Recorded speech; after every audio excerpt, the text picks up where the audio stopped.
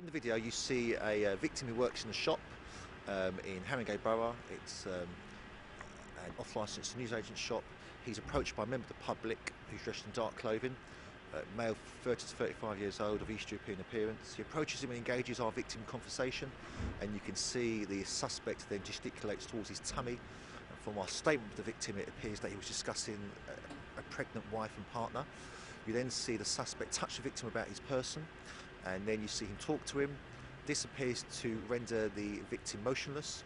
At this point you see the suspect place his hand inside the victim's pocket, remove the victim's wallet, remove what we believe is cash out of the victim's wallet, place that in his pocket, and then the suspect puts the wallet back in the victim's pocket.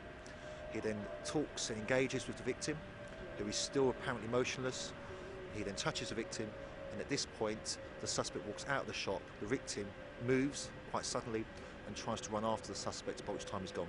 In our opinion, it's not hypnosis. What we have here is a very elaborate stage act or parlour trick, where the victim has sustained an attack from a very clever, cunning and a deliberate suspect who's obviously practised this act many times, I would say. The research that we've undertaken today has failed to establish a crime which is of the similar methods that's been reported to the police.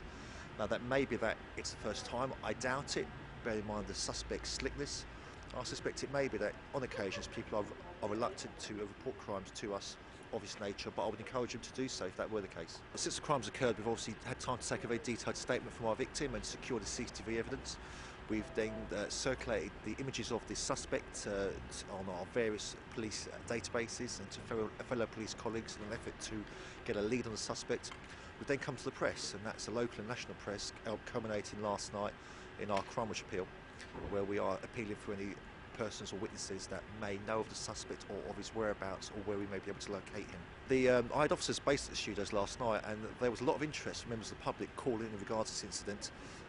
We've also been receiving phone calls today at our incident room, which can be contacted on 0203 276 0102, and we're developing some leads upstairs in offices just now actually regards the suspect and potential leads. I would say he's been a very good and positive individual in that he was very clear in his evidence to the police. Obviously he would have been, as I would have been, very upset about the violation of his body in a property where he works as well, and the fact that he's had property taken from him. He must feel quite violated, but he's been really positive towards us and has supported us throughout the inquiry.